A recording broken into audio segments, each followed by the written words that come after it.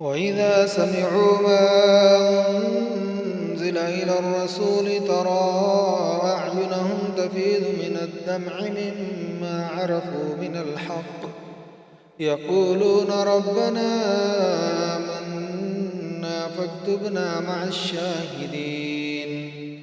وما لنا لا نؤمن بالله وما جاءنا من الحق ونطمع أن يدخلنا ربنا مع القوم الصالحين فأثابهم الله بما قالوا جنات تجري من تحتها الأنهار خالدين فيها وذلك جزاء المحسنين والذين كفروا وكذبوا بآياتنا أولئك أصحاب الجحيم يا أيها الذين آمنوا لا تحرموا طيبات ما أحل الله لكم ولا تعتدوا إن الله لا يحب المعتدين وكلوا مما رزقكم الله حلالا طيبا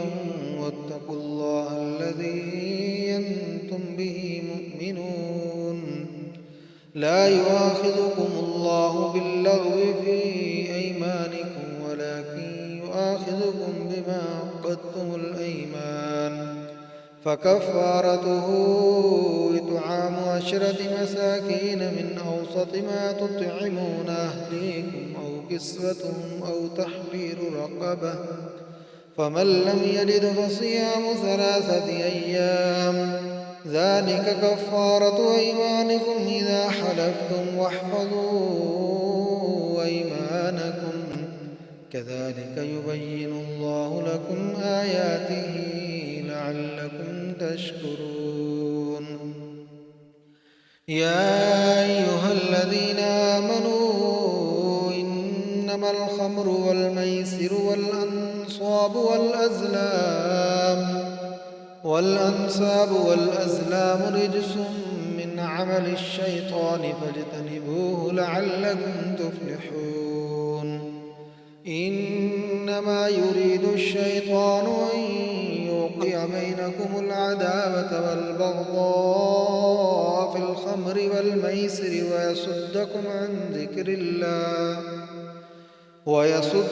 عن ذكر الله وعن الصلاة فهل أنتم منتهون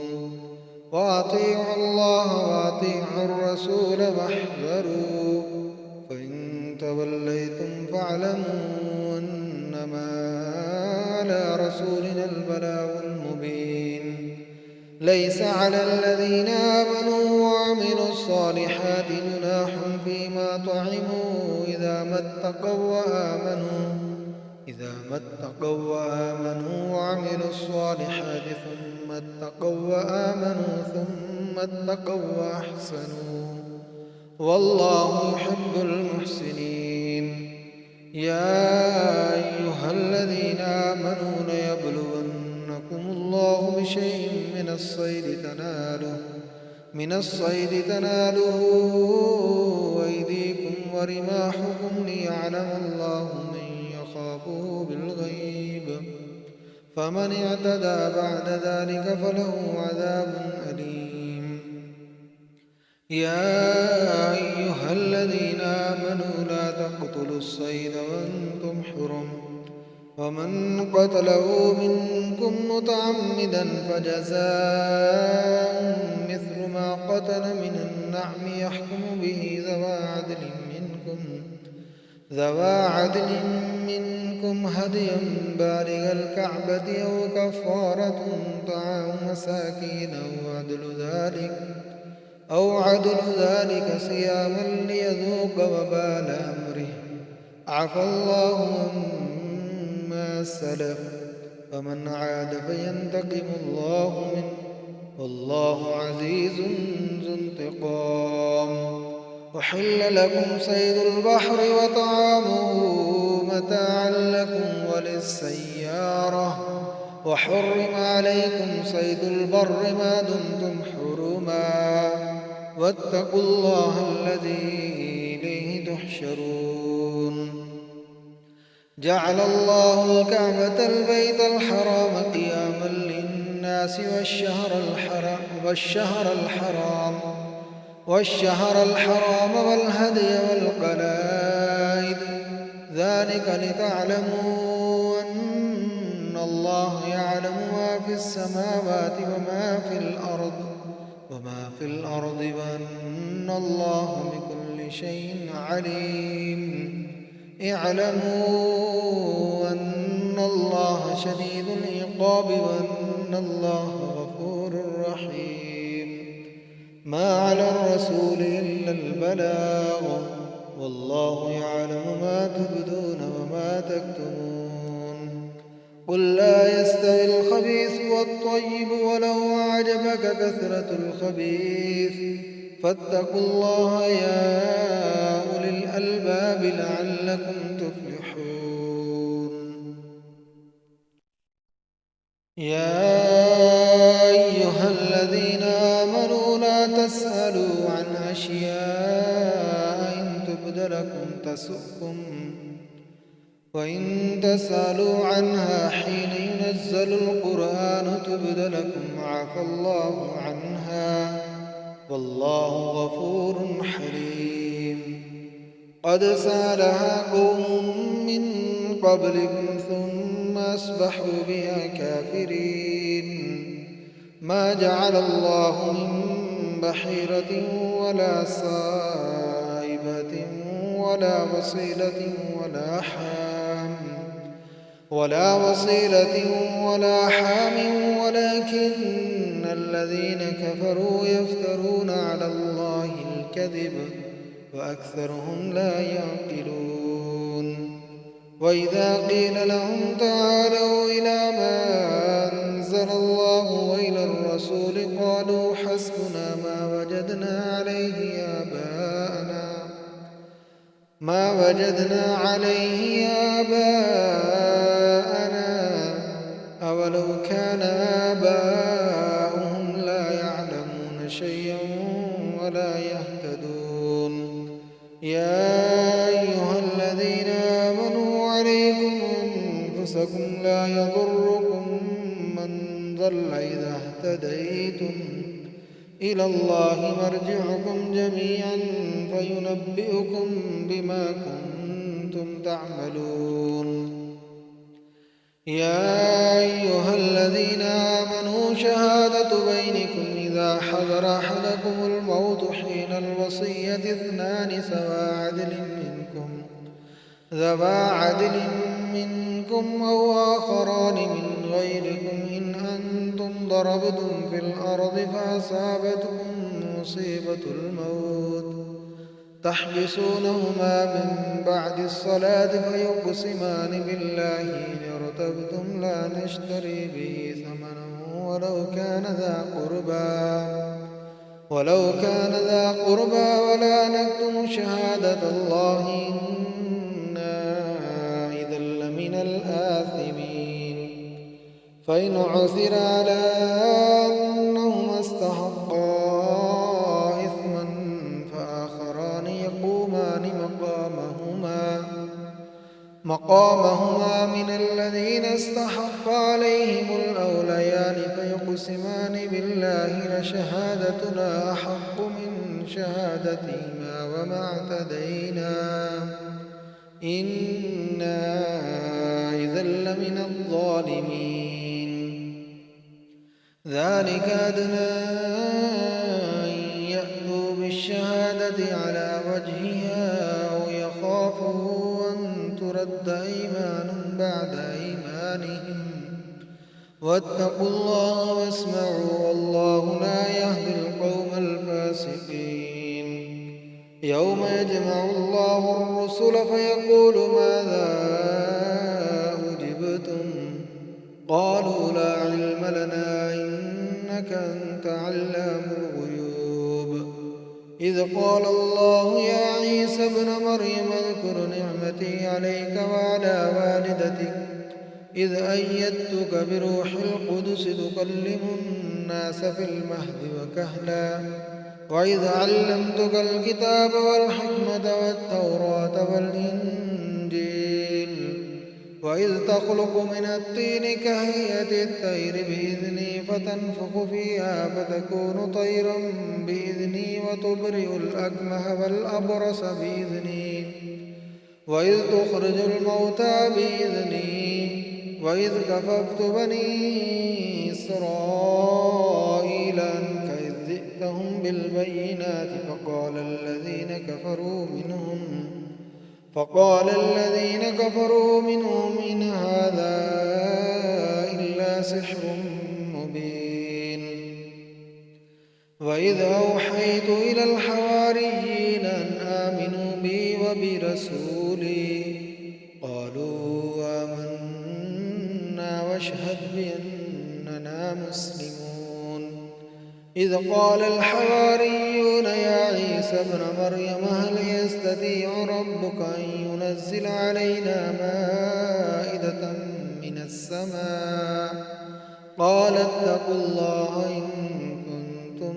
مؤمنين. قالوا نريد أن نأكل منها وتطمئن قلوبنا ونعلم أن قد صدقتنا ونكون عليها من الشاهدين. قال عيسى ابن مريم اللهم ربنا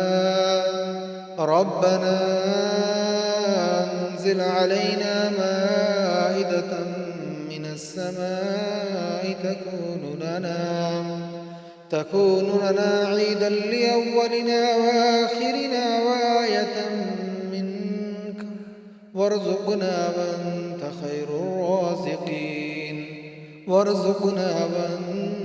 خير الرازقين. قال الله إني منزلها عليكم فمن يكفر بعد منكم فإني أعذبه عذابا لا أعذبه أحدا من العالمين. وإذ قال الله يا عيسى ابن مريم أنت قلت للناس اتخذوني وأمي إلهين من دون الله قال سبحانك ما يكون لي أن أقول ما ليس لي بحق إن كنت قلته فقد علمته تعلم ما في نفسي ولا أعلم ما في نفسك إنك أنت علام الغيوب. ما قلت لهم إلا ما أمرتني به أن اعبدوا الله ربي وربكم وكنت عليهم شهيدا ما دمت فيهم فلما توفيتني كنت أنت الرقيب عليهم وأنت على كل شيء شهيد. إن تعذبهم فإنهم عبادك وإن تغفر لهم فإنك أنت العزيز الحكيم. قال الله هذا يوم ينفع الصادقين صدقهم لهم جنات تجري من تحتها الأنهار خالدين فيها أبدا رضي الله عنهم ورضوا عنه ذلك الفوز العظيم.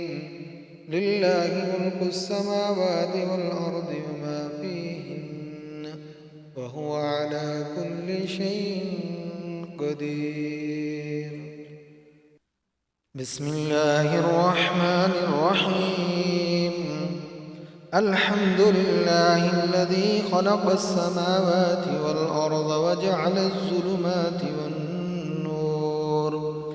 ثم الذين كفروا بربهم يعدلون.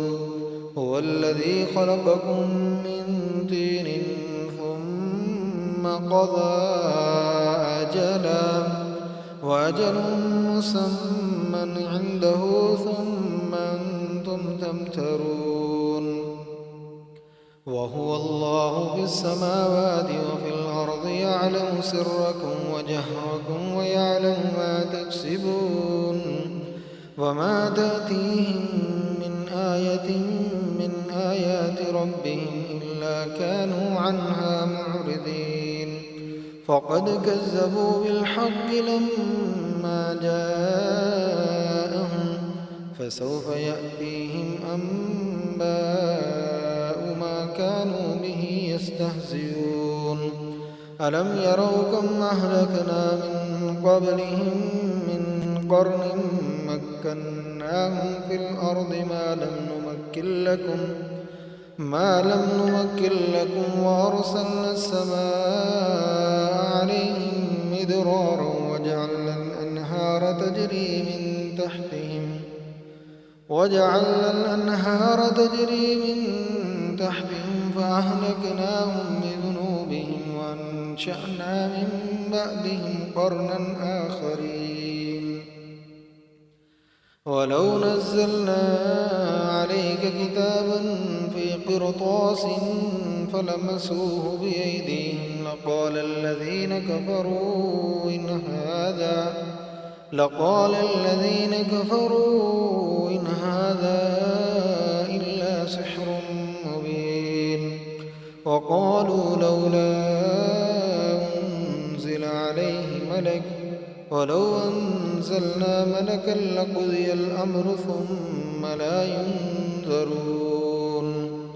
ولو جعلناه ملكا لجعلناه رجلا وللبسنا عليهم ما يلبسون ولقد استهزئ برسل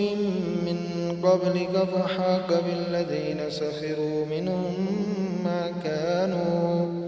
فحاق بالذين سخروا منهم ما كانوا به يستهزئون قل سيروا في الأرض ثم انظروا كيف كان عاقبة المكذبين قل لمن ما في السماوات والأرض قل لله كتب على نفسه الرحمة ليجمعنكم إلى يوم القيامة لا ريب فيه الذين خسروا أنفسهم فهم لا يؤمنون وله ما سكن في الليل والنهار وهو السميع العليم قل أغير الله يتخذ وليا فاطر السماوات والأرض وهو يطعم ولا يطعم قل إني أمرت أن أكون أول من أسلم ولا تكونن من المشركين قل إني أخاف إن عصيت ربي عذاب يوم عظيم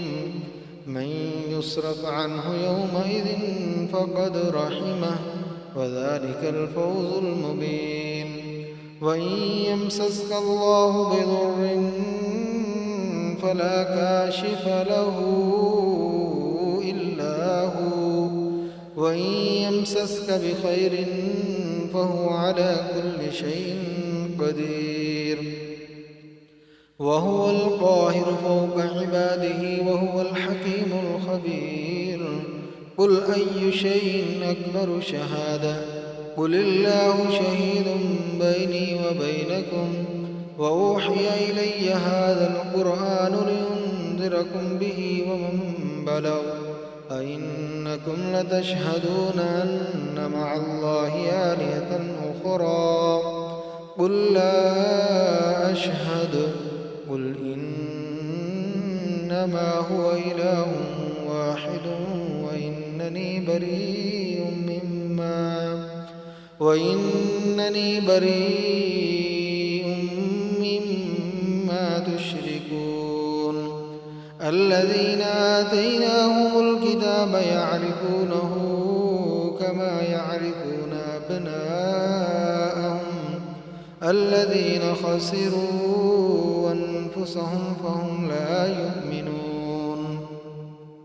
ومن أظلم ممن افترى على الله كذبا أو كذب بآياته إنه لا يفلح الظالمون ويوم نحشرهم جميعا ثم نقول للذين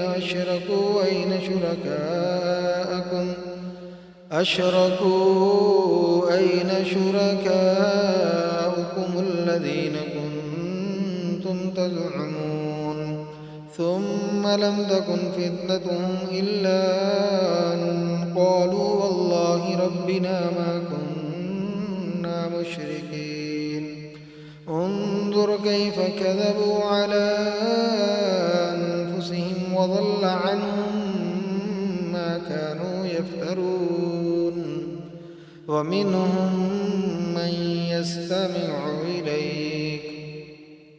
وجعلنا على قلوبهم أكنة أن يفقهوا وفي آذانهم وقرا وإن يروا كل آية لا يؤمنوا بها حتى إذا جاءوك يجادلونك يقول الذين كفروا إن هذا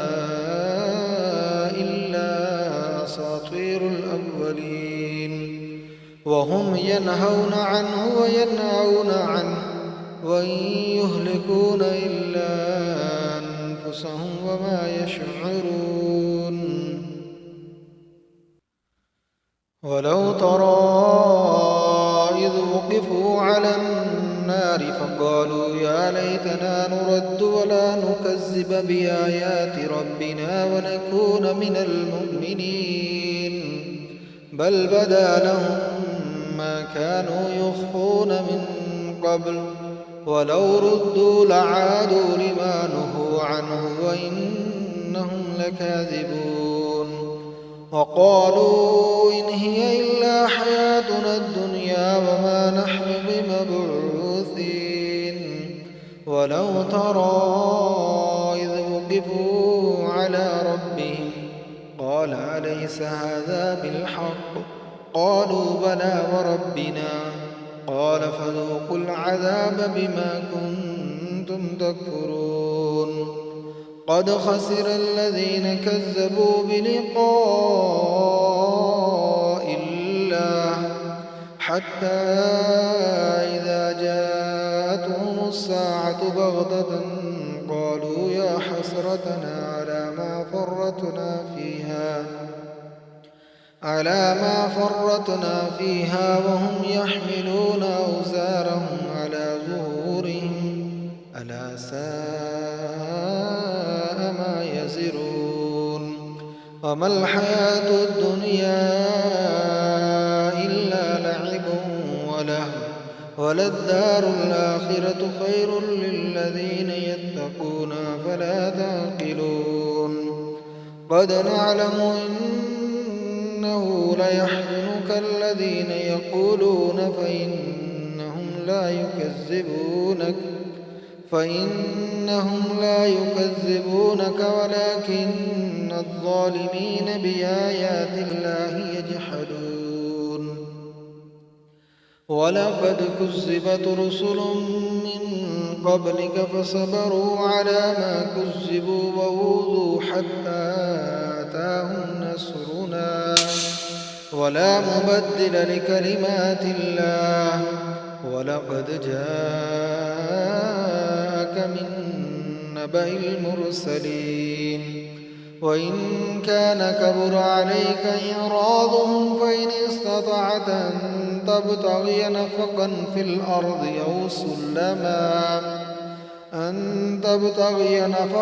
الأرض أو سلما في السماء فتأتيهم بآية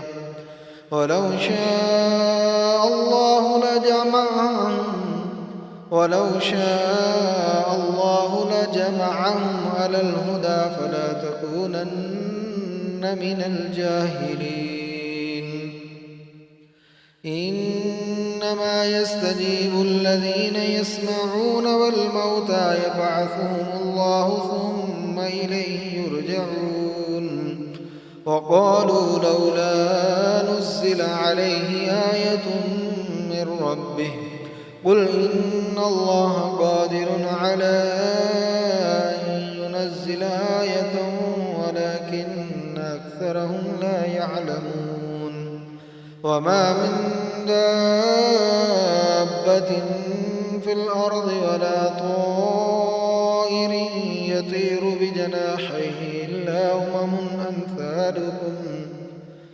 ما فرطنا في الكتاب من شيء ثم إلى ربهم يحشرون والذين كذبوا بآياتنا صم وبكم في الظلمات من يشاء الله يضلله ومن يشاء يجعله على صراط مستقيم قل أرأيتكم إن أتاكم عذاب الله أو أتتكم الساعة وغير الله تدعون إن كنتم صادقين بل إياه تدعون فيكشف ما تدعون إليه إن شاء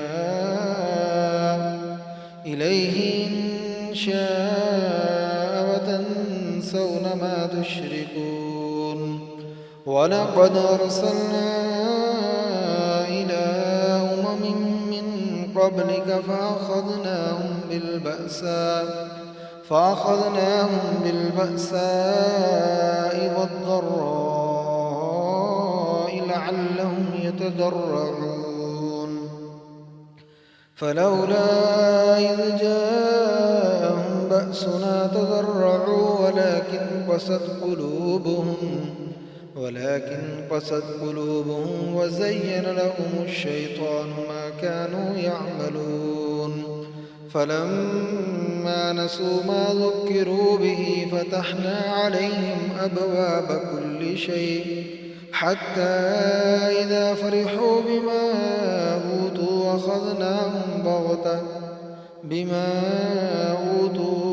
أخذناهم بغتة فإذا هم مبلسون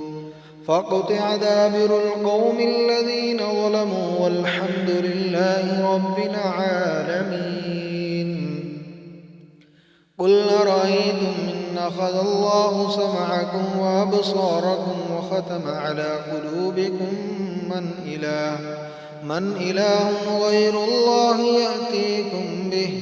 انظر كيف نصرف الآيات ثم هم يصدفون قل أرأيتكم إن أتاكم عذاب الله بغتة أو جهرة هل يهلك إلا القوم الظالمون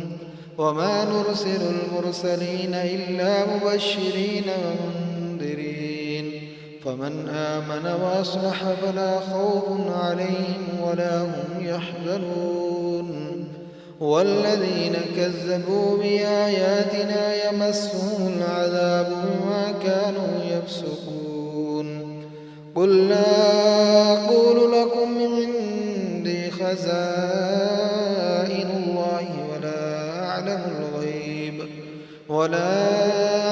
الله ولا أقول لكم إني ملك إن أتبع إلا ما يوحى إلي قل هل يستوي الأعمى والبصير أفلا تتفكرون وأنذر به الذين يخافون أن يحشروا إلى ربهم ليس لهم من دونه ولا شفيع لعلهم يتقون ولا تطرد الذين يدعون ربهم بالغداة والعشي يريدون وجهه ما عليك من حسابهم من شيء وما من حسابك عليهم من شيء فتطردهم فتكون من الظالمين وكذلك فتنا بعضهم ببعض ليقولوا أهؤلاء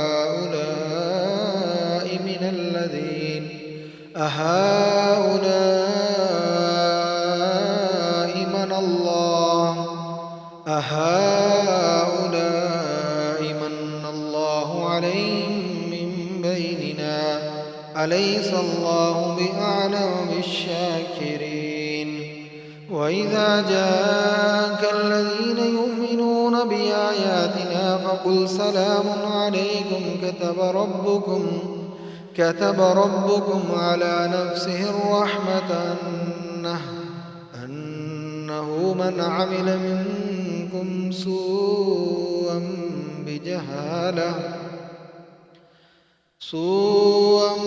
بجهالة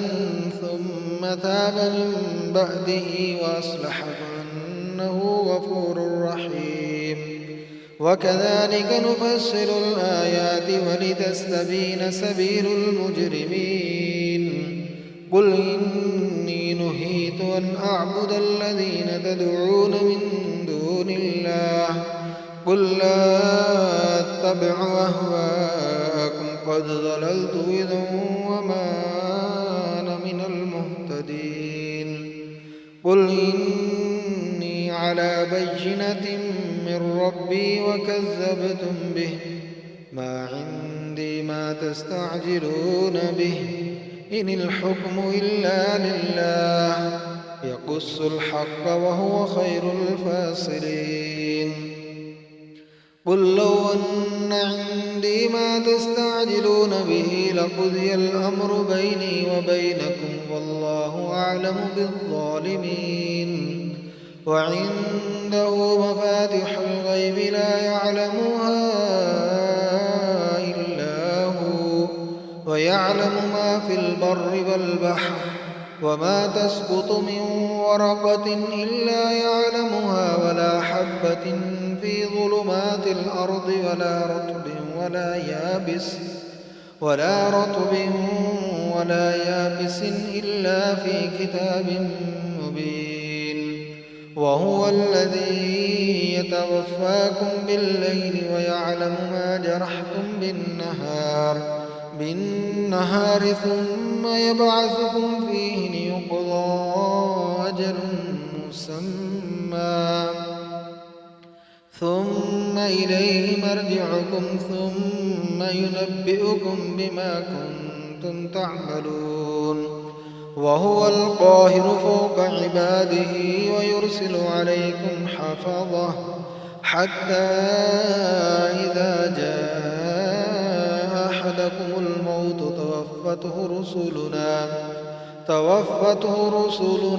رسلنا وهم لا يفرطون ثم ردوا إلى الله مولاهم الحق ألا له الحكم وهو أسرع الحاسبين. قل من ينجيكم من ظلمات البر والبحر تدعونه تضرعا وخفية لئن أنجانا من هذه لنكونن من الشاكرين. قل الله ينجيكم منها ومن كل كرب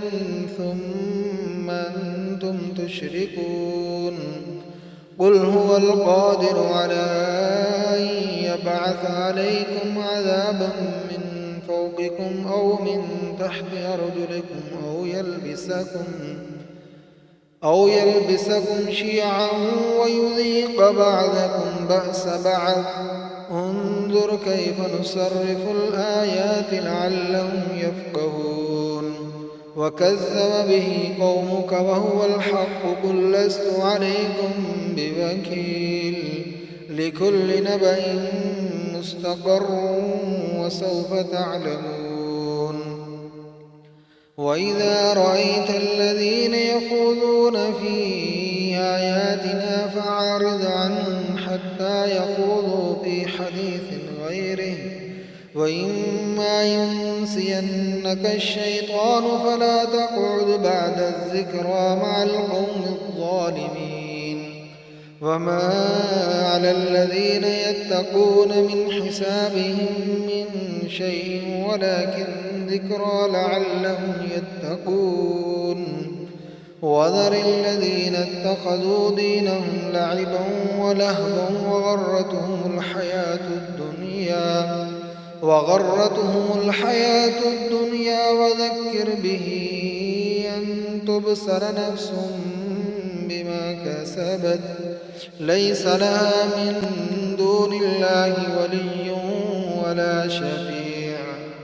وإن تعدل كل عدل لا يؤخذ منها أولئك الذين أبسلوا بما كسبوا لهم شراب من حميم وعذاب أليم بما كانوا يكفرون قل أندعو من دون الله ما لا ينفعنا ولا يضرنا ونرد على أعقابنا بعد إذ هدانا الله كالذي استهوته الشياطين في الأرض حيران له وسحاب يدعونه إلى الهدى ائتنا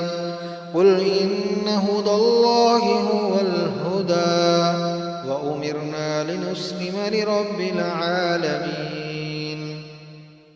وأن أقيموا الصلاة واتقوه وهو الذي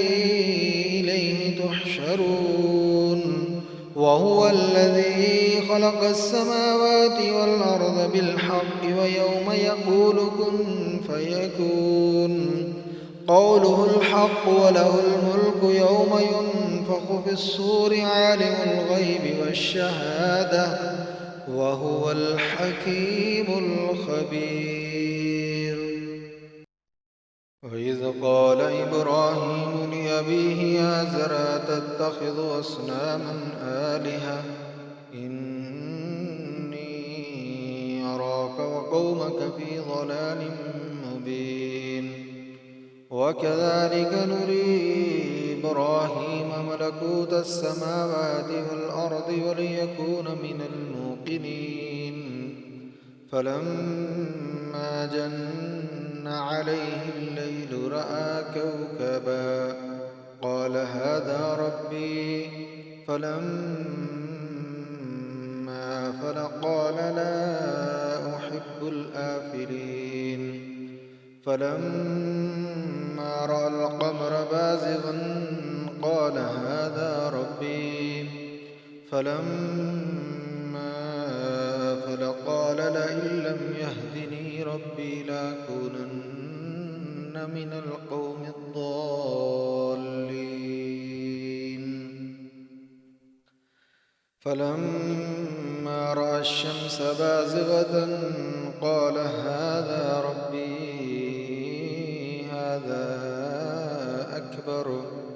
فلما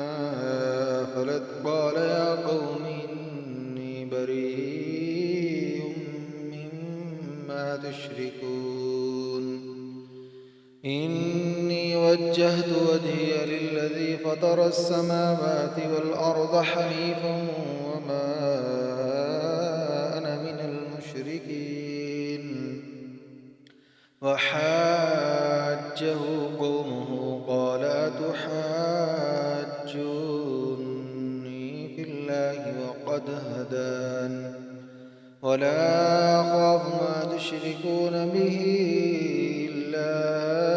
أن يشاء ربي شيئا وسع ربي كل شيء علما أفلا تتذكرون وكيف أخاف ما أشركتم ولا تخافون أنكم أشركتم بالله ما لم ينزل به عليكم سلطانا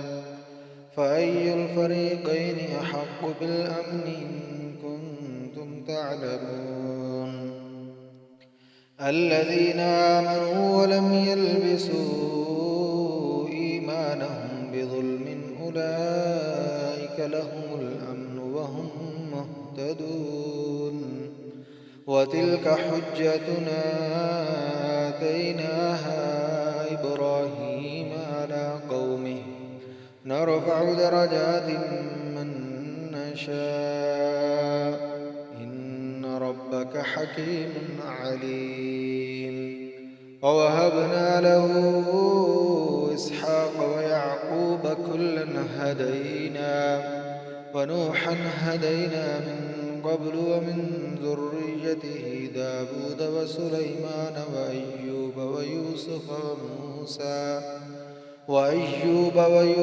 وموسى وهارون وكذلك نجزي المحسنين وزكريا ويحيى وعيسى وإلياس كل من الصالحين وإسماعيل واليسع ويونس ولوطا وكلا فضلنا على العالمين ومن آبائهم وذرياتهم وإخوانهم واجتبيناهم وهديناهم إلى صراط مستقيم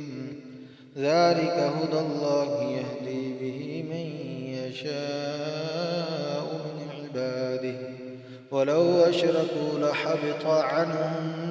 ما كانوا يعملون أولئك الذين آتيناهم الكتاب والحكم والنبوة فإن يكفر بها هؤلاء فقد وكلنا بها قوما ليسوا بها بكافرين أولئك الذين هدى الله فبهداه مقتده قل لا أسألكم عليه أجرا إن هو إلا ذكرى للعالمين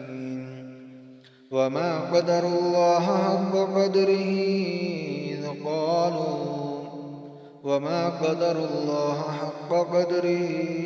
إذ قالوا ما أنزل الله على بشر من شيء قل من أنزل الكتاب الذي جاء به موسى نورا وهدى للناس تجعلونه قراطيس تبدونها وتخفون كثيرا وعلمتم ما لم تعلموا أنتم ولا آباؤكم قل الله ثم ذرهم في خوضهم يلعبون وهذا كتاب أنزلناه مبارك مصدق الذي بين يديه ولتنذر أم القرى ومن حولها والذين يؤمنون بالآخرة يؤمنون به وهم على صلاتهم يحافظون ومن أظلم ممن افترى على الله كذبا أو قال أوحي إلي ولم يوحى إليه شيء ومن قال سأنزل مثل ما أنزل الله ولو ترى إذ الظالمون في غمرات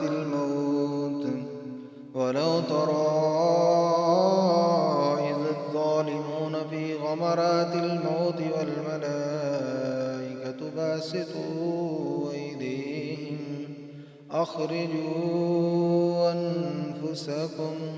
اليوم تجزون عذاب الهون بما كنتم تقولون على الله غير الحق وكنتم عن آياته تستكبرون ولقد جئتمونا فرادا كما خلقناكم أول مرة وتركتم ما خولناكم وراء ظهوركم وما نرى معكم شفعاءكم الذين زعمتم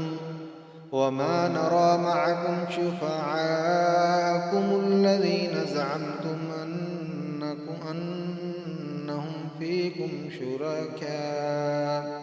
لقد تقطع بينكم وضل عنكم ما كنتم تزعمون إن الله فالق الحب والنوى يخرج الحي من الميت ومخرج الميت من الحي ذلكم الله فأنى تؤفكون فالق الإصباح وجعل الليل سكنا والشمس والقمر حسبانا ذلك تقدير العزيز العليم وهو الذي جعل لكم النجوم لتهتدوا بها في ظلمات البر والبحر قد فصلنا الآيات لقوم يعلمون وهو الذي أنشأكم من نفس واحدة فمستقر ومستودع قد فصلنا الآيات لقوم يفقهون وهو الذي أنزل من السماء ماء فأخرجنا به نبات كل شيء فأخرجنا منه خضرا نخرج منه حبا متراكبا ومن النخل من طلعها قنوان دانية وجنات من أعناب والزيتون والرمان مشتبها وغير متشابه انظروا إلى ثمره إذا أثمر وينعه إن في ذلكم لآيات لقوم يؤمنون وجعلوا لله شركاء الجن وخلقهم وخرقوا له بنين وبنات بغير علم سبحانه وتعالى عما يصفون بديع السماوات والأرض أنى يكون له ولد ولم تكن له صاحبة وخلق كل شيء وهو بكل شيء عليم ذلكم الله ربكم لا إله إلا هو خالق كل شيء فاعبدوه وهو على كل شيء وكيل لا تدركه الأبصار وهو يدرك الأبصار وهو اللطيف الخبير قد جاءكم بصائر من ربكم فمن أبصر فلنفسه ومن عمي فعليها وما أنا عليكم بحفيظ وكذلك نصرف الآيات وليقولوا درست ولنبينه لقوم يعلمون اتبع ما أوحي إليك من ربك لا إله إلا هو وأعرض عن المشركين ولو شاء الله ما أشركوا وما جعلناك عليهم حفيظا وما أنت عليهم بوكيل ولا تسبوا الذين يدعون من دون الله فيسبوا الله عدوا بغير علم كذلك زينا لكل أمة عملهم ثم إلى ربهم مرجعهم فينبئهم بما كانوا يعملون وأقسموا بالله جهد أيمانهم لئن جاءتهم آية ليؤمنن بها قل إنما الآيات عند الله وما يشعركم أنها إذا جاءت لا يؤمنون ونقلب أفئدتهم وأبصارهم كما لم يؤمنوا به أول مرة ونذرهم في طغيانهم يعمهون